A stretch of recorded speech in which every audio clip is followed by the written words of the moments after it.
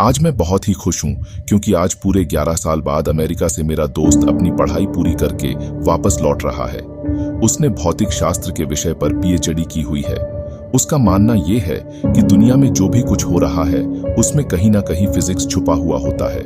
खैर, जो भी हो, पर इस कहानी में ऐसा तो क्या हुआ कि उसकी फिजिक्स भी काम नहीं आई। चलिए आज हम पूरी कहानी बताते हैं।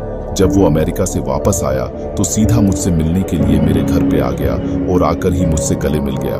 मैं भी उसे देखकर बहुत खुश हो गया। मैंने बोला, अरे शिवम, अमेरिका से कब लौटा? मुझे बताया भी नहीं। आज ही लौटा हूँ, तुम्हें सरप्राइज देना चाहता था, इसीलिए मैंने तुम्हें नहीं बताया।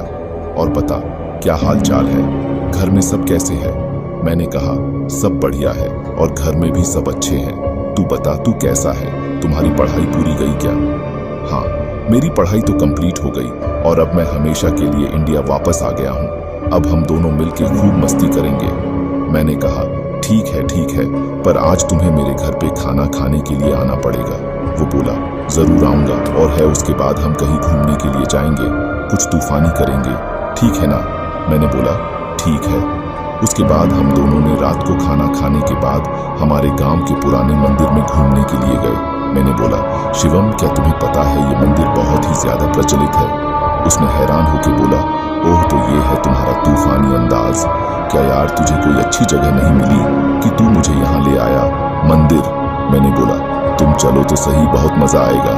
लोगों का मानना ये है कि ये भूत प्रेत जैसी आत्माएं रहती है। शिवम, क्या सच में यहाँ पे भूत है? क्या तुम भी मजाक कर रहा हो? मैं नहीं मानता। मैंने बोला, ठीक है, हम दोनों साथ में जाते हैं और पता लगाते हैं कि सच में भूत है कि नहीं। फिर हम दोनों मंदिर के अंदर चले गए। मंदिर काफी बड़ा था और थोड़ा भयानक भी लग रहा था। ऐसा लग रहा था कि कई दिनों से यह साफ सफाई नहीं हुई है। फिर हमने मंदिर के पुजारी से बात की। पंडित जी, हमने सुना है कि यहाँ आसपास कोई भूत का निवास है, क्या ये बात सही है?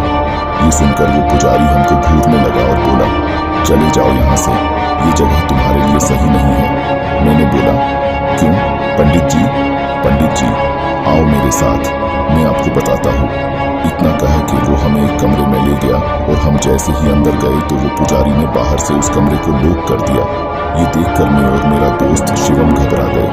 वहां पे अंदर जाके देखा तो हमारे तो होश ही उड़ गए।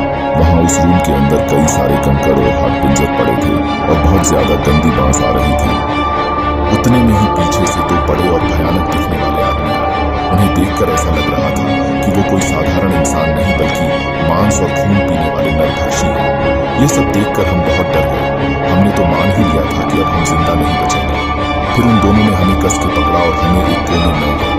फिर हम दोनों बहुत चिल्लाए, बचाओ बचाओ, लेकिन कोई बचाने के लिए नहीं आया। इतने में ही वो पंडित जी एक बड़ी चमत्कारिक तलवार लेकर हमारे रूम में आए।